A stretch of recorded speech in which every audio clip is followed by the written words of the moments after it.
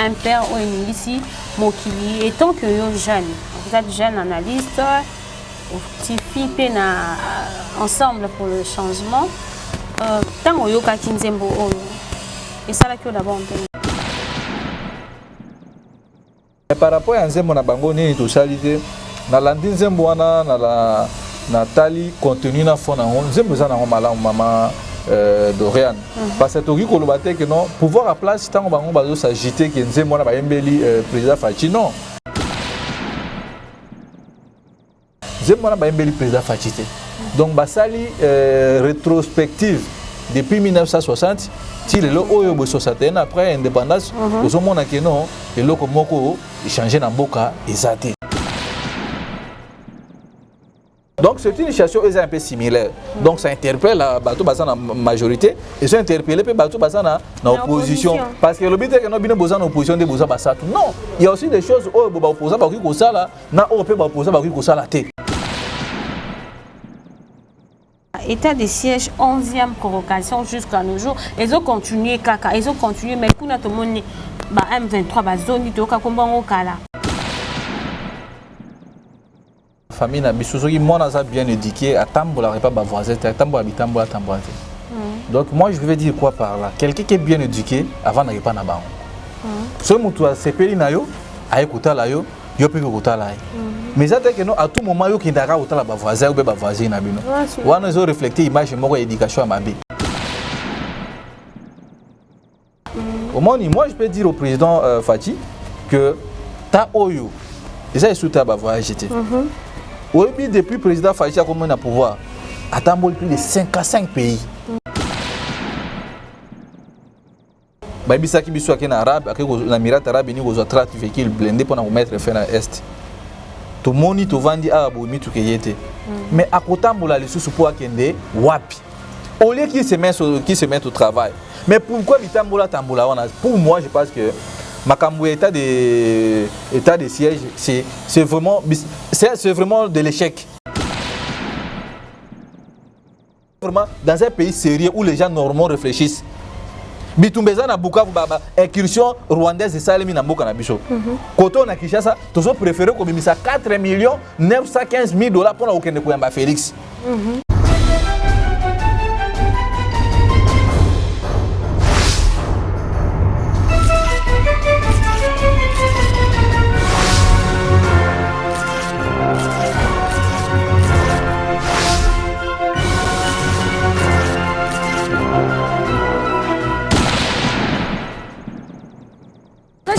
Internautes, mesdames et messieurs, bonjour, bienvenue dans ce nouveau numéro de Tolo Balati na Ekolo, une émission politique présentée par Doriana, la fille intelligente. Merci à Jordi derrière la caméra, merci à la patronne Pichou Mangaya, à tonton de la nation et puis Cordon Massiala. Merci à vous, chers abonnés de Kleboa.com. Donc aujourd'hui, bonjour et bienvenue, Bruno. Merci, bonjour Madame Dorian. Bonjour, na ba Congolais nyonso bisika bazali, je crois bandeko balandanga na ba chaîne mesus ba s'abonner na Kleboa TV et puis ba partager ba lien na pesimbote na DG ya chaîne Maman Pichou Manga et puis na équipe Mobimba ya chaîne Kleboa. Merci beaucoup un mot na ba téléspectateurs ya Kleboa et puis na bato balandaka yo ba Congo man. Oui, lilobeza que bato nyonso boyebi Bruno Mimbenga va s'abonner à la chaîne et puis va partager les liens et ça bien pour la chaîne. Donc désormais va l'andaka Kleboa pour la information nyonso et puis à ta réel. Voilà l'autre pour la chaîne. Merci beaucoup Ndeko Bruno, merci à vous chers abonnés de Kleboa.com. Je vous laisse suivre d'abord l'image. Il y a vidéo Oyo Ndeko Daniel Safou Azakona entre Kabila na président Fachi, président Tshisekedi nani azosala malamu lui pona eza Kabila azolela par rapport ya ba combat oyo basalaki na Ndeko Fachi et aujourd'hui bato mosusu ba individu bazolia mbongo. Je vous laisse suivre cette image, donc on va tout juste après pour continuer cette émission. Suivez. Félix Kabila, vous m'écoutez Kabila. Zola ngai eloko zo bangi sangi zo pesanga pasi na mutema ba marche na tambola na betama kota ba prison. Les lois combat là, tous les changement. Ce sont les individus qui profitent.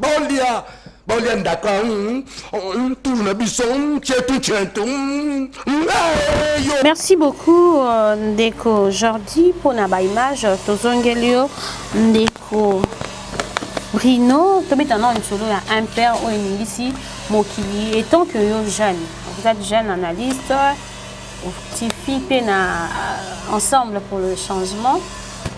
tant yo ka kinzembo oyo et ça là que d'abord merci maman eloko na wiko loba napesi nano félicitations pa bandeko na biso groupe Imper et puis napesi ba jeune oyo bazo telema pona kobondela mboka ba jeune oyo muke conscience ko mikoya napesi bango nyonso ba félicitations na jeune oyo yembaki ba supporter ba gangi akuta na mo opportunité okuta nande kwa beda chou mais wana zimbongo nyonso ba pesa ki akomi ko sala ambiance na paka juma et puis par après okoyoko no ni to salité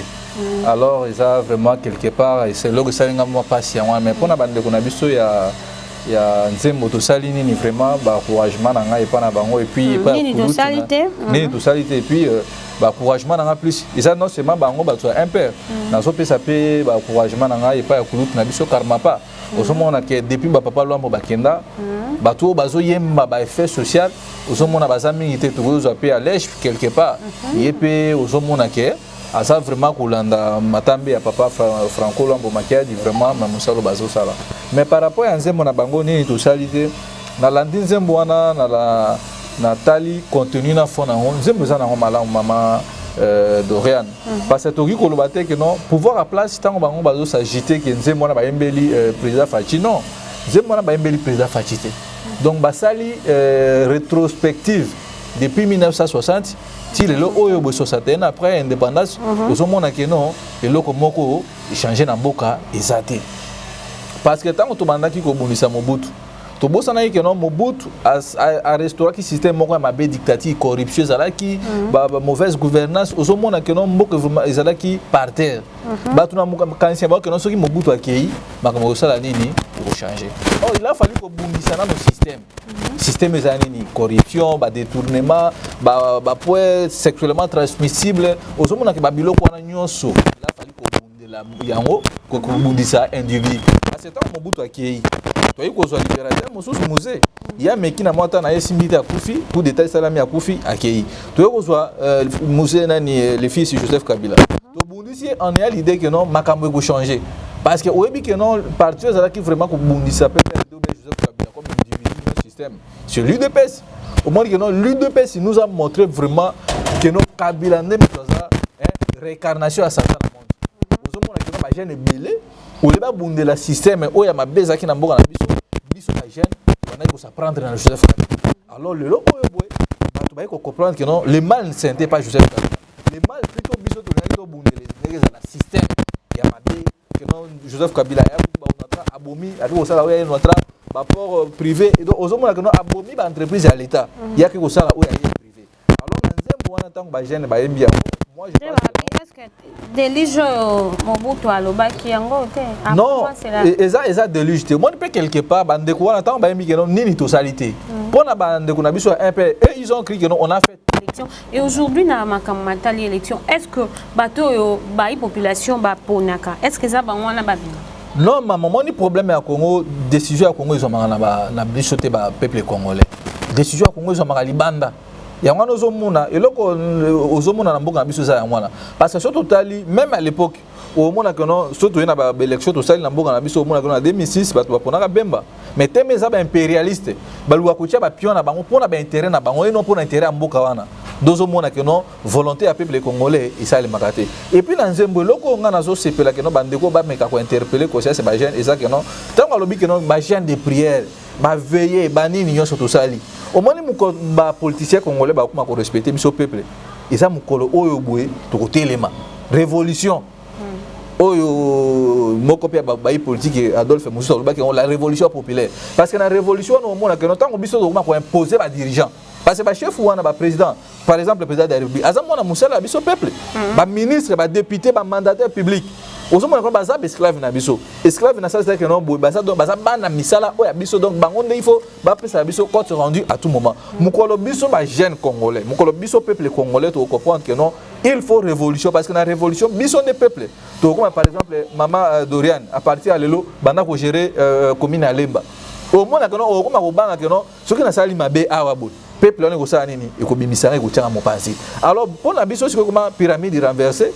peuple par ignorance akoma ko benga même na policier mokonzi policier za mokonzi na ote ozomona que no problème na biso ya Congo makambo na nso na meki ko zo moi des concepts ozomona que non par exemple bana bazoke na classe na université ceux qui prof ça te moi na so ça ba film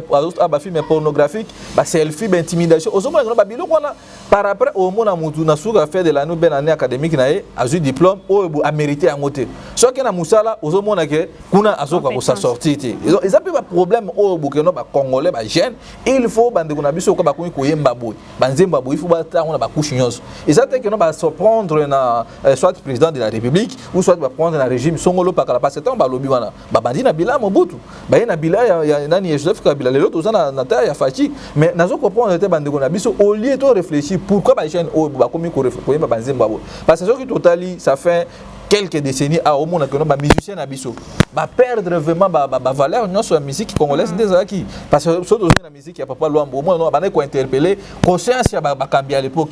mokolo tonga bo musicien de fois ko banga non mais c'est quoi papa Franco ba ndai ko imba ondeni parce que Moussa na yangwana au moins que mokolo oui mais au komi sanga régime ou Mobutu mais papa Franco ba ndai ko imba banzembo quoi mokolo tonga botoli tonga à l'époque ba kengo don bazaki na pouvoir mais ezaki banzembo moko ya ko interpeller gouvernement que notre tabo bisika oyo boy bozo sala mabe par exemple roi nzembo sala ka moto DG mais entourage na yo osomona que banzembo wana eza banzembo moko ekotikala ka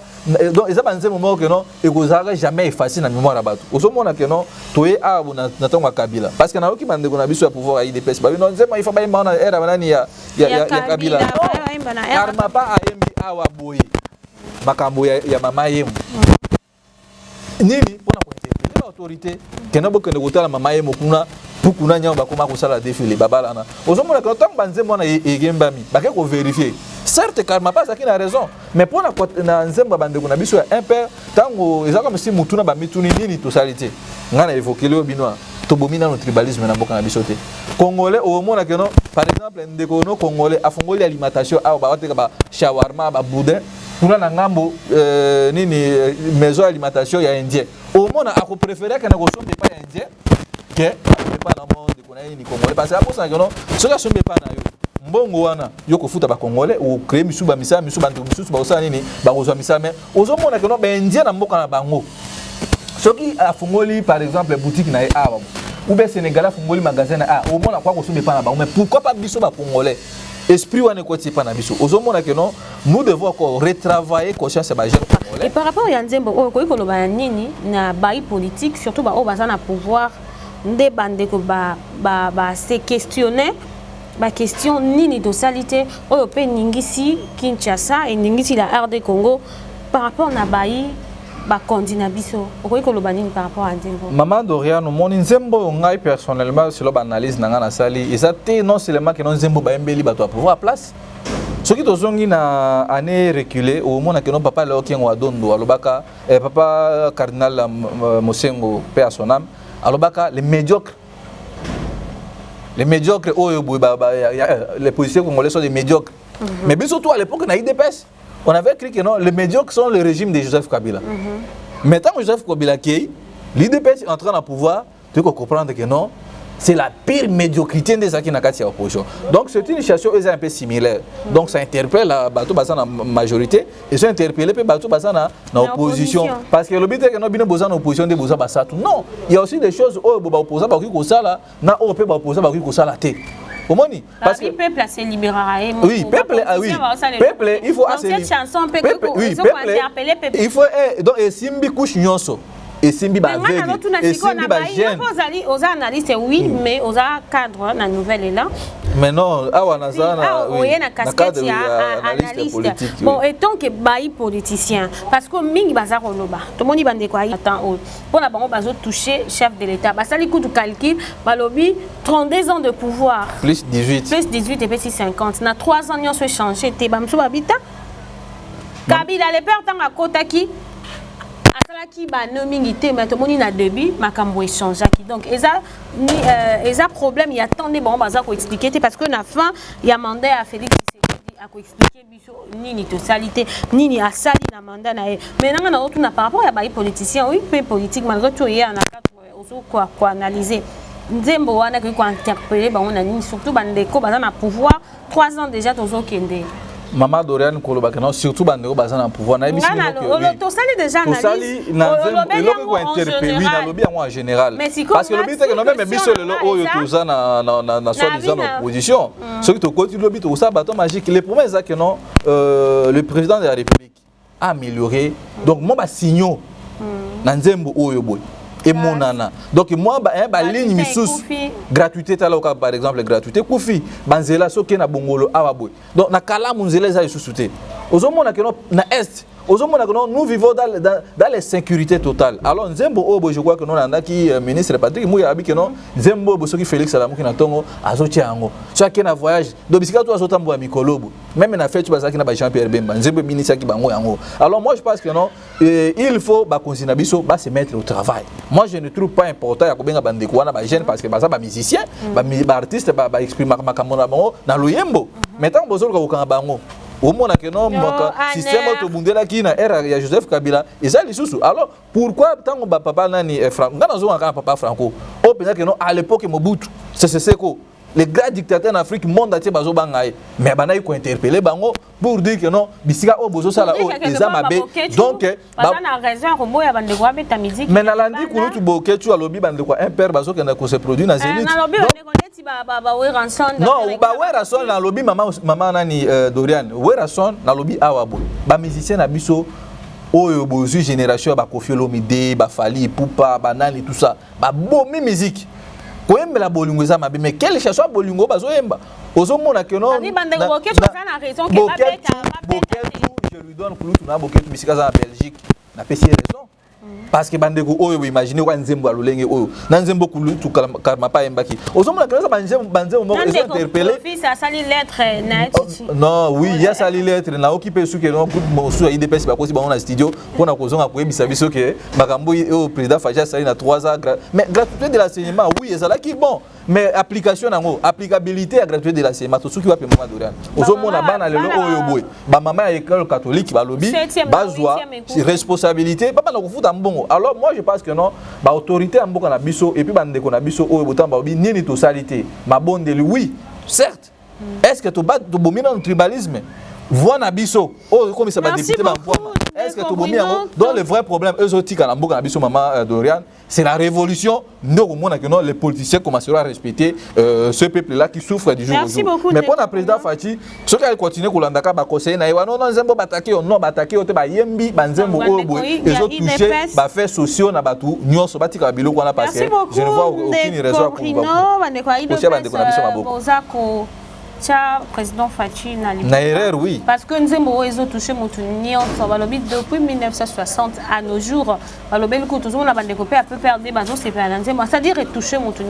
au par comme lobby député au par comme lobby président de la République est interpellé même les policiers donc ça interpelle tout le monde na quoi na nini to salité balaki il faut quand même bana mboka parce que on est enseignement ils ont qui na recouvre ils ont juste ce sont de questions au isa composa mais to mettre solo ya AM23 Balobi Makambia état de siège 11e convocation jusqu'à nos jours ils ont continué kaka ils ont continué mais kuna to moni ba M23 ba zone to ka kombango kala ba ADF tout ça ba toi là nous faisons toujours 500 personnes 500 Congolais na niveau à est baza ko se réfugier na Uganda vraiment to ko globani ni na maimata di état de siège to moni beton makamba bloc patriotique et kotakia et comment ka makamba bloc directement attaque même bayi la muka parce que beta sous le solo ya état de siège té ba beta sous le solo STT mbala moko attaque et kokoma na Bukavu avertissement moko depuis hier et Zalaki ba na je crois na Eurofi ba ki ba lingi ba attaquer ville ya Goma on se mona té que par rapport à état de siège tant que au moins na mboka analyse ko analyser ligne par rapport à ma prorogation. Merci Maman Dorian. Au moni na ba famille na bisozoki mona za bien éduqué à tambola pas ba voisin à tambola bitambola tambola. Donc moi je vais dire quoi par là? Quelqu'un qui est bien éduqué avant n'arrive pas na ba. so mutu asepeli na yo aye kotala yo yo pe kotala ye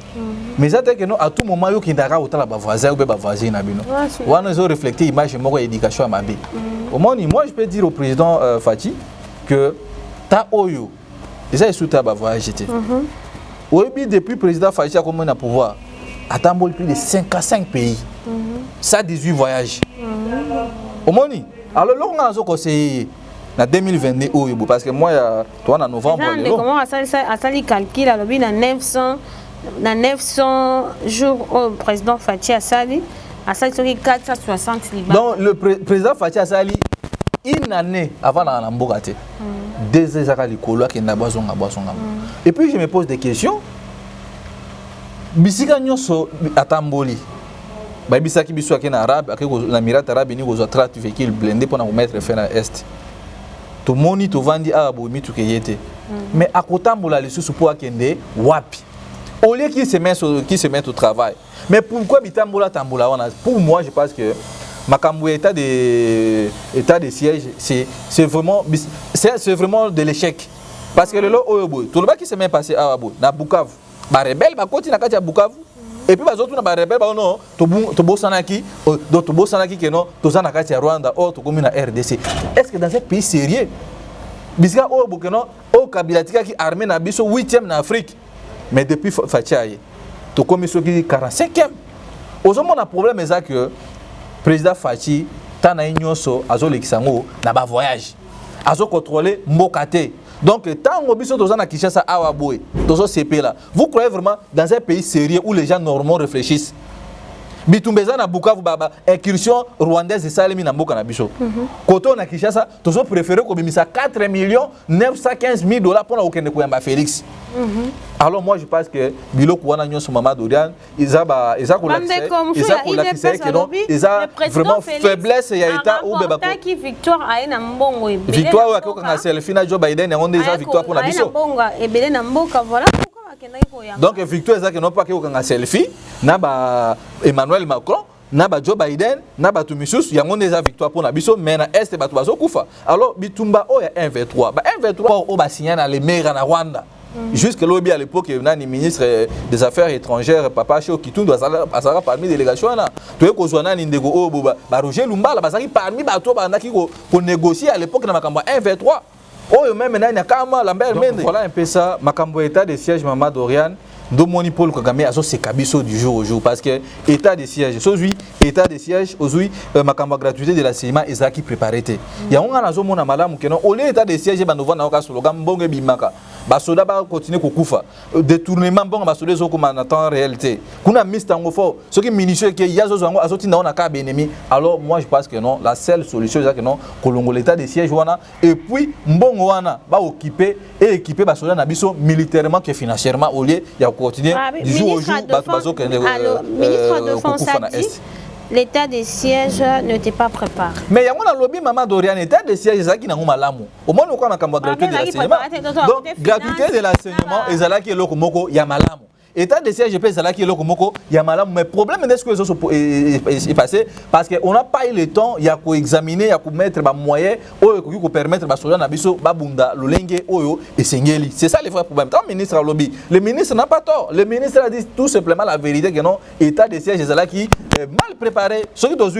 ma éducation ça papa moi ba nous vendre membre militaire IDPS un professeur école ya Basango. Il a poussé Félix et gratuité de l'enseignement mais est-ce que vous avez des paramètres avant que nous bundisa ba ennemi est-ce que vous comprendre ba ennemi wana nini bazo utiliser biso donc bazo ba non l'ennemi la guerre est asymétrique non ennemi na biso na Congo na est matin midi soir eza Rwanda mais ozomona ba kamina biso baza aveuglé na pouvoir au lieu ba kipe makambo ya mboka ozomona que non président Fati azolekisa air nae na ba mariage na ba fête na kokena otika ba fleur na cimetière de Jésus-Christ tandis que na est ya mboka bato bazo kufa alors lo nga nazo senga eza que non makambu oyo bonyonso na 2023 peuple il faut sa conscience wana ko sanctionner ba dirigeant oyo boy ba kamimboka na loyenga mabete eza ba makambo misusu oyo Facha sali eza mwa muke malamu eza pena makambo misusu que non depuis aye bato bazo nyokama soto ke lo na nani na Kasai au moins que non ça comme ba fufu ezalaki na 1700 lelo oyo komi na 2800 to ya nzala eza élevé na territoire ya Luiza ozomona que babiloko o nyonso boy Fachi est mal entouré. Et puis Fachi en face de lui quand les gens disent que non Félix est un dictateur, moi je dis que non Félix est un dictateur. Félix il se retrouve devant une opposition qui est faible. Au moins il pourrait placer ses alliés. Parce qu'un dictateur va reconnaître quand même Makambu par exemple époque Herbano qui est poudre. À quelque chose la signature a signé na Rwanda basi Makambu a signé ba publié on a les réseaux sociaux. On reconnaît dictateur na babilo kwa nengwana na époque Joseph Kabila ko bima vivate. To éviter so bande ko na baza vie. Donc Félix et ça juste que non, il est entouré par les incompétents. Et puis en face de lui, il y a une opposition et une opposition faible, moyen de pousser que nous travailler et ça. Et puis, là, on a aussi un Bakambia, il dépêche, Batika pour induire Félix dans l'erreur. Parce que le même bêtise que Joseph Kabila qui n'a pas passé, il y a un autre qui continue à monter à emboîter comme. Le président est mal entouré par les incompétents, il faut qu'on le voit bien. Mais maintenant, le choix à Batouana, c'est lui-même le président qui a fait le choix à Batouana. Non, le problème c'est quoi? Félix a des vagues sur Félix a benga bangwana. Et ça, comme si signe moi reconnaissance. Au moins, on a l'homme de biso tous en opposition.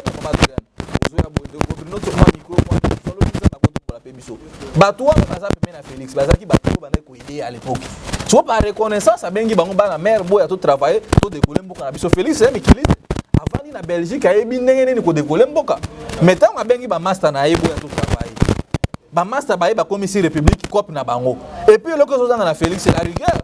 OK oui tu m'as aidé à l'époque na Zalaki mais pour le moment nous devons travailler parce qu'en 2023 c'est face il y a peuple wana. Lelo oyo boy. Félix na 2023 tango akoya. Akobe akomema ba conseiller na imagine ni Jean-Pierre Bemba. Amema Moïse Katumbi akoya ye moko face à peuple akopesa bango bilan na ngai. Parce que ce qui Félix est na discours que non na gratuité de l'enseignement ba ko bambe même banga. Ce qui bino makambo état de siège. Bande ko lelo o na ville ya Ruchuru na Chanzu. Basoko na Uganda. Tandis que ba Uganda na ba Burundi baso menacer biso. Donc Félix elle n'est pas mal entouré, mais Félix est entouré par les incompétents. C'est ça le vrai terme autour du. Et puis en face de lui, Félix a se retrouvé dans l'opposition. Ils sont faibles, ils tout le monde a chadal, ils ont commission, ils ont opposition. C'est ça le vrai problème.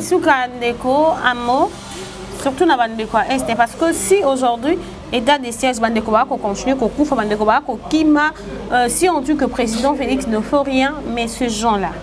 Bandeko wana kinolelo un mot na population ya est au bazo Sibir et puis un mot de la fin directement. Bandeko est je crois dans le belage on a émission moi tout ça qui n'a pas maman aussi à ce qui marqué mon année je crois ti ba février tous en Bukato que vous vraiment palper réalité sur terrain.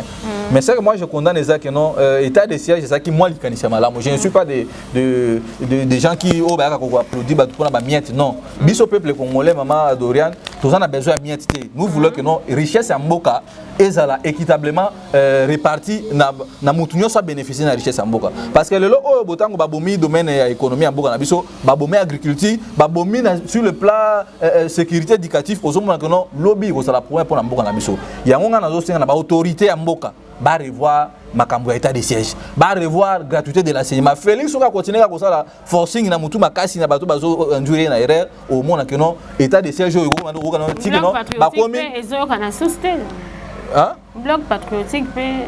Maman Dora n'est pas bien ma bloc patriotique na yo réfléchir ma musu parce que ma bloc patriotique oyo surtout le bien ma bloc patriotique na bien sûr que non Félix asa face ya opposant baza faible. Omoni donc Félix se retrouve devant. Non, basango baza na philosophie na bango makambo na bango. Il apporte pour dire que SCC 5 ans il va échouer. Non, Moïse Katumbi qui na makambo na privé na za respect ya ba leader nyonso o baza na côté à la muka o baza na côté à non nazo pas ngate ngaza libre en esprit na. Non, si je suis suspendu parce que j'avais dit la vérité.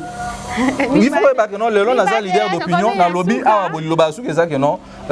Félix n'est pas un dictateur. Félix a mal entouré na ba compétent. Et puis en face de lui, il est entouré par une opposition trop faible. Et puis dans le Fachi, il faut revoir sentir naé. Parce que ceux qui vont continuer à abouer, au moins en 2023, le peuple a baillé la façon même que nous sommes allés sur le temps pour banga. Et puis il y a plus de 55 pays où Fachi a voyagé. Maman Dorian, tout ça sérieux. Aujourd'hui, Autriche, Bulgarie, Chine, Russie, pays où on a Tanzanie ou Rwanda a voyagé plus de 2 fois. Mais on a réfléchi, mais 26 provinces à RDC et autres à Félix. Mais le voyage en Israël a dépassé le voyage de 2 500 000 $. Mais quand on ne connaît pas comme problème, on ne connaît pas comme problème. Alors, aux hommes, tous les jarnines, il y a autorité en Boka. lelo oyo ba Jean-Pierre Bemba ba komi na Félix Kobeta à tennis à tout moment dans cercle là ici on les bata makamamboka tandis que Jean-Pierre Bemba fait un rebelle non tant que mutuzo en fait à réfléchir makamamboka non Jean-Pierre Bemba fait un rebelle a dit makambo est très bien moi je crie que non à s'approcher à Félix alors banda ko sungande ko nae mais là au moins que non li copa ba mikiliste au sommet ba Weston ba montre ba 100 000 €. Tandis que le peuple a souffert. Alors, Babylone, on a bis au mais je crois que dans les prochains jours, maman Dorian, nous allons unir les jeunes. Moi, je continue toujours à rassembler les jeunes dans couper sa idéologie pour la révolution. C'est la seule manière de changer le Canabiso. Bande Konabiso, il y a un père. Bande il y a un père. Nous sommes à lobby au tribalisme, au macambo, il y a propagande et tout ça. Nous sommes au Bomango, mais ce qui est révolution, c'est limité. Parce que les politiciens congolais, il faut respecter le peuple. Parce que ça n'a pas de mission à Bisso. Mais Bisso doit respecter, tandis que Bazo n'est pas à Bisso, Bazo va voir Nicolas Polo à 100 francs, mais Baba a un million dans l'Assemblée nationale. Et puis, Bande Bisso a IDPS, il faut qui dit à l'élo, il retourne en beau côté. Au moins, par exemple, Makambo Aram, Makambo Est, Makambo Social. Aux hommes, ils ont Makambo touché Bisso dans le tout. Maintenant, même quand on sur le plan politique, aux hommes on a dit mutation défendre Nazam Bouza, Nazam Moulouba, Nazam oh ce qui tout total que non Félix tu travailles mal. To bengana na Kabuya na parti au moins que non bateau ba après Kabuya. Ba ko ma respecter bateau à base. Bateau ba na parti ba MLC na ba lamuka ba ko ma respecter peuple. Mais chez nous quand vous dites la vérité, mbanamoko Bachio en état de nuire.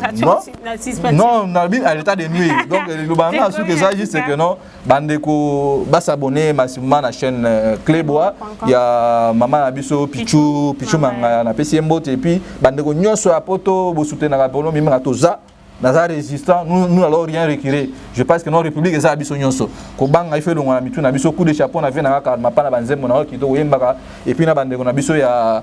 un père Nazan, et l'euro a sa binoté, à part Ramalo Banana, encouragement à Bino, et envers Bino, beaucoup continuer liste, n'a Bino, beaucoup ça à Bissonyoso, Maman Lorraine, merci pour l'invitation, et puis, n'a remercié l'équipe mobile, Clébois, TV.com, merci. Merci beaucoup, merci à Jordi derrière la caméra, merci à vous, chers abonnés de Clébois.com. Toza Kinande Comprino Mbenga Naende Tosololi Maïmatali, un père chanson patriotique, Tosololi Maïmatali, M23 na Bukavu, Maïmatali prorogation par rapport à l'état de siège, 11e prorogation. Qu'est-ce qui ne va pas? Est-ce que Essengela qui t'a évalué dans des components, comme Inasuka? Merci à la patronne Pichou Mangaya et puis à Tonton de la Nation. Accordons Massiala, Yves de Ferregola, mon frère. Merci à vous, chers abonnés. Quant à moi, je vous dis déjà. Nous avons besoin de contacter par Nabino. Et à la prochaine bateau, nous avons besoin de contacter des Poprino. Numéro Nabiso est là au bas de vos écrans. Écrivez vos commentaires. Regardez-nous du début à la fin. C'est aussi une manière de nous soutenir. Au revoir et à la prochaine. Bye.